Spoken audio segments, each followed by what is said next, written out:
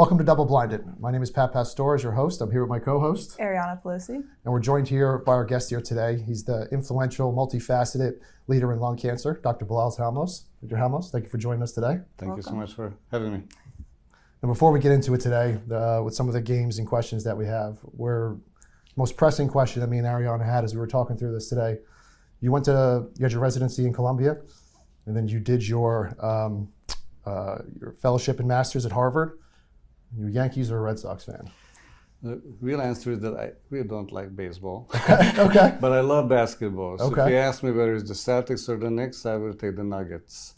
Okay. Because coming from Eastern Europe, I have to root for Nikola Jokic. He's the best. Okay, very nice, very nice. I was going to say, because we're a New Jersey, New York-based organization, so as I say, so the Nuggets. Okay, It's a big rivalry, so it you is. know. Yeah. Switching to a more serious topic, now that we just got a little bit of the fun out of the way, why did you choose oncology? You know, I think oncology was a very natural fit for me for two different reasons. You know, I came into medicine with a huge enthusiasm for science. You know, I wanted to actually be a molecular biologist, and you know, cancer research, you know, was sort of the right match in a way. You know, it's sort of empowering, you know, that molecular interest. And secondly, having interacted with patients early on in my career, you know, in the oncology field, that long-term commitment to a patient, you know, that long-term interaction that allows you to be kind of the quarterback, you know, of the patient's care, you know, long-term, almost to become like a family member, a trusted guide, you know, for that treatment journey. Just the science and that humane aspect of care just ended up being the perfect match. Went to school in Hungary, but you completed your residency and fellowship in the U.S. What made you decide to stay? Look, I mean, coming back to basketball, U.S. medicine is like the NBA. Yeah, So it was fairly obvious that if somebody wanted to make an impact in the field in terms of advancing research, you know, this was the place for the best opportunities. It wasn't easy to get there. I have to say that residency in New York City was god awful.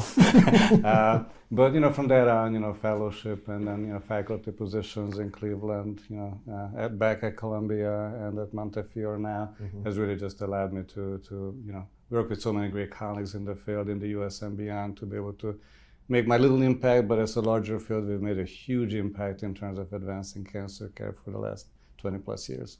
No, that's amazing. What were some of the most challenging things about starting in New York?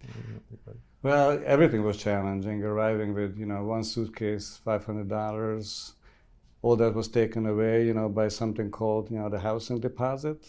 So next day I had like no money left. Then starting residency at the peak of the AIDS, you know, epidemic in New York City, amazing amount of crime, and that infiltrated the hospitals as well. You know, as you can imagine, chaotic emergency rooms, chaotic, you know, care in the city. So it was very difficult. And today we're talking about the 80-hour work week. At that time, they spoke about the 168-hour work week. So we couldn't work more than 168, but the 168 they got out of us. So amazing amount of work, chaos in medicine, but we got it done. Oh, that's amazing. So you've spoken about the impact that the oncology field can have. So what was your aha moment? How did you know that this career, this job position that you have was the right place, and that you chose wisely, I guess? Well, I've got very fortunate actually, sort of early in my career when, you know, the EGFR field just exploded in a way where we've learned that, yes, indeed, we can identify special mutations of the EGFR gene that drive sensitivity. And I was fortunate that my boss sent me to a community hospital to see patients, where I met a patient who participated in one of these early trials, responded beautifully, but then progressed, and allowed me and my team at the time to uncover the reason for the resistance, the reason for the progression, through taking a new biopsy, sequencing it, understanding the molecular change that leads to resistance, and actually rediscovering a group of molecules that could overcome that resistance. So being able to make that early impactful discovery, you know, for the field, you know, that was just an amazing driver then to sort of stay, you know, with cancer research now 20 plus years after. How much has exploded, you know, from those early discoveries. We just spoke about EGFR. Now we have 10 different molecular subsets. Now we have immune biomarkers, and now we're opening the door to ADCs, BiTE molecules, neoantigen vaccines, you name it. And all of those are moving into earlier stages. So yes, indeed, those early discoveries help you know, the whole field just explode and making a huge difference for our patients around the U.S., but very importantly beyond that, around the globe. You're really at the forefront of cancer research Yep. there as well. And I think that leads a little bit into our next segment of what we're going to talk about. So the first game, we'll say, so to speak, that we're going to play today is that if you had to put your oncologist or your top oncologist on Mount Rushmore, who have been the most influential to you, who do you think they would be? Well, most influential in a way, it's always hard to list, but let me start with, Larry Einhorn. Larry Einhorn is, of course, this legendary physician. And when I was a fellow, I had a fellow mate who called him about a difficult patient with testicular cancer. And I had to realize this legend picks up the phone. And it turns out that has answered the phone for everybody around the country and everybody around the globe to help, all patients with testicular cancer around the world, to get the best treatment. And I've encountered, his work, since multiple times. So a legend who's able to be so accessible to the entire world has just touched me, and I think he belongs to Mount Rushmore, both for curing testicular cancer and just being a role model for everyone in our field. He'll be closely followed, by Joe Sperano. Joe Sperano is a Bronx legend, where I work, and I had a chance to meet, Joe when I was actually interviewing for a fellowship at Montefiore. I didn't take the fellowship position he offered, me, but later on I rejoined him at Montefiore, worked side by side for 10 years, and he's truly a legend again as to, from really, surroundings that didn't allow him to have a lot of access, a lot of resources. He's led the breast cancer field to some of the biggest discoveries with the TAILORx, studies, etc. At the same time, remained an incredibly compassionate and dedicated physician for every single patient in the Bronx, needing his attention, and a great support to colleagues like myself. So he's their number two. I also have to put, my dear old boss, Roman Perez-Soler, on that Mount Rushmore, who established New York Lung, the best meeting, for thoracic oncology, around the planet, let me say. And on top of that, he introduced excellent cancer care to the patients of the Bronx, ran a department for 20 years, and was the best boss to me. So, Roman, you belong there as well. And do I have one more spot? You have one more spot. I have one more spot. But let me put Brian Drucker on there, because although I've never met him, but his incredible early discoveries in terms of Gleevec, CML, driving a drug company to trust him when the academic world didn't, and ultimately yielding those original basic molecular discoveries that have driven the field now and expanded from CML to every single aspect of molecular oncology has been just transformational. We've all learned from him. No, that's great. Do I get more That's to okay. add? You could do an honorable mention if you want. I'll just anybody else? put two friends on the list. Yeah. They will be on Mount Rushmore. So I put Shirga Jill and Hasbor Guy on that list. Both great colleagues who've been just so consistently helpful, productive, collaborative, for the entire thoracic oncology field. So Hassan Shivish will be on Mount Rushmore soon. No, that's great. We'll make sure we send them this video Yes. afterwards. Truly some giants of cancer care right there. That's right. Appreciate the New York Lung shout out too. Yes. That's great. Of course. Fantastic. Well, looking at all of the influential clinical trials that they've had in lung cancer, we're going to ask you about 5 different trials, and you're going to have to rank them. However, you don't know which trial we're going to be speaking about next, so we'll just say 1, and from 1 to 5, you're going to rank that as the most impactful in the space. So for the first one, the MARIPOSA trial. The MARIPOSA, not knowing about the rest of them, must be a 2. It's an amazing, practice-changing clinical trial, introducing combination precision medicine, frontline, delaying, acquired resistance, impacting survival. So at least a 2. Dependent on the rest, maybe it could be a 1. Okay. Impactful, yeah, definitely. Next would be the Alina trial. Alina trial is super impactful.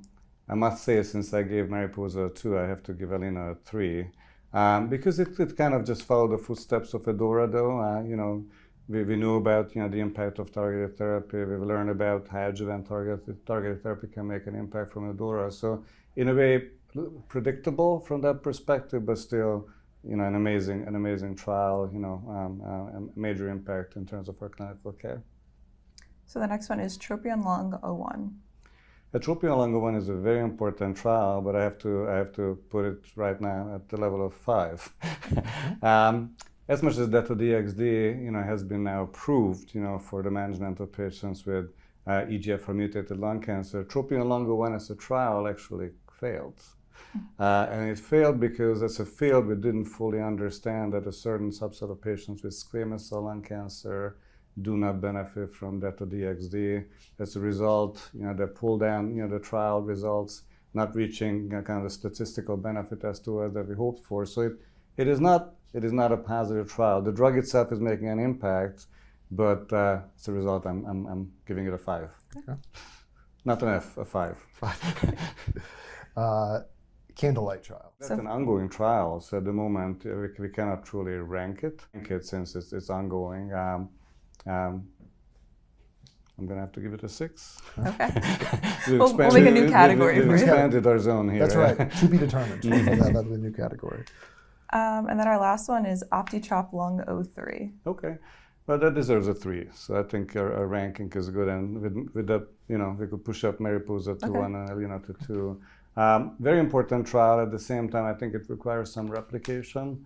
It basically brings in now an anti-TROP2 agent, SETMT from China, showing positive results in a couple of different settings, both frontline as compared to doublet chemotherapy, second line as compared to docetaxel. I should say second line and third line for EGFR mutated patients. So an excellent molecule, but coming from a very homogeneous patient population, we need to see replication. As a result, deserves the 3.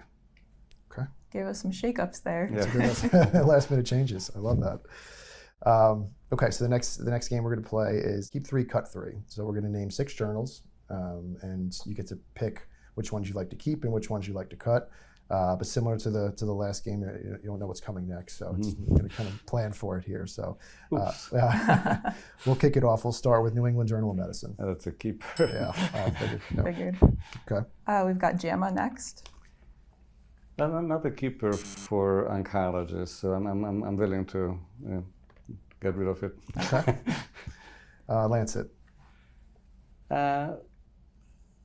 It should be a keeper, as much as it's not oncology focused, but whatever reason, Lancet, typically is a transformational trial. So let's keep it. All right. A little bit of a bias here, but the Journal Oncology.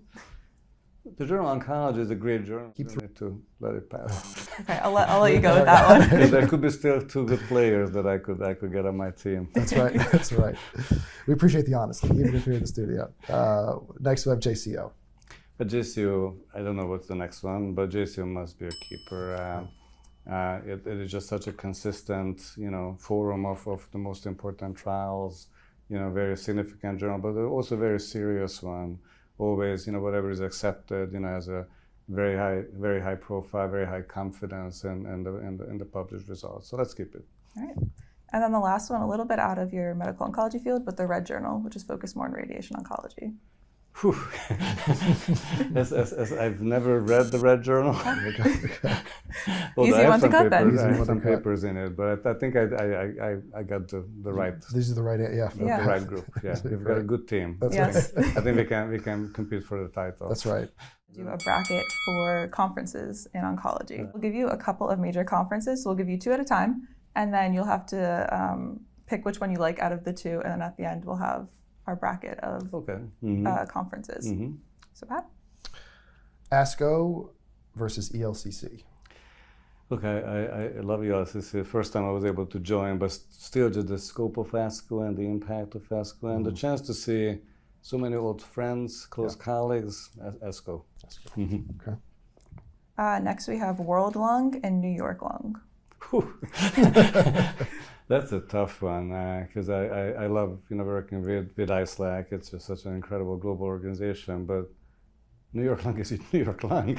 There's the best thoracic conference for the community oncologists and others in the tri-state area, and I end up running it. So it's going to be New York Lung. I know the leadership of the company would love to hear that. So that's a great answer. Next is ESMO versus TTLC. TTS is a lovely, small conference. We learn a lot from each other, but still ESMO is just so influential in terms of, just capturing, the high-profile trials.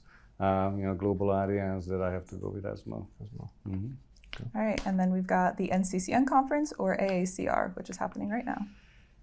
All right, well, that's an easy one. I've never attended NCCN. I'm also not attending AACR, but AACR is an amazing conference that got me to fall in love with not just the field of oncology, but the global group of cancer researchers. My first AACR was in New Orleans in 1998, and very famous cancer researcher Bert Vogelstein was playing with a band, playing the piano behind his back, and that just made me realize how cool cancer researchers are. And lastly, my son is actually at AACR this weekend presenting a poster. Oh, so congratulations. let's go with AACR. That's amazing. All right, Okay. perfect. Nice. Go Dan. That's right. So we've got our 4 base, and then I guess we'll go back and do 2v2. We'll go 2v2, so we'll see. So ASCO versus New York Lung.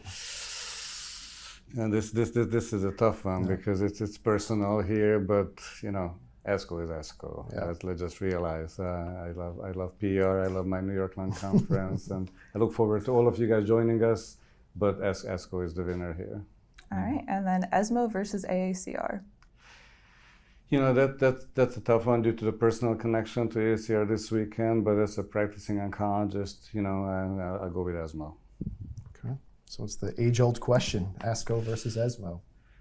Well, I've been practicing in the United States for 30 plus years old. I'm from Europe originally, but slight favorite for ASCO. We're just so accustomed to that incredible meeting, 40,000 people, beautiful morning runs, by Lake Michigan, great dinners, in the city of Chicago. Let's just stick with it. So thank you so much for playing the games with us. As we're closing up today, you've had a really established career. What's next on the horizon for you?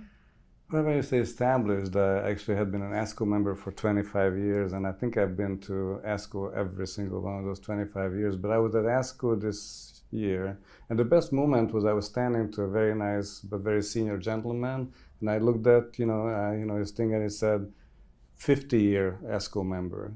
So I'm just halfway there. So I've got many years to go. So I hope to continue to be fully engaged, with our incredible field. I hope to continue to provide our patients in the Bronx, with the best care, and at the same time contribute to the larger knowledge and education through incredible organizations like you guys are. And also, this is the first conference, AACR, where my son is present, and I've got 2 in the medical sciences, both computational biologists. So besides my continued work, I will be looking out for them to make contributions for the next generation as well. So getting to our last question here, Dr. Halmos, probably another important one.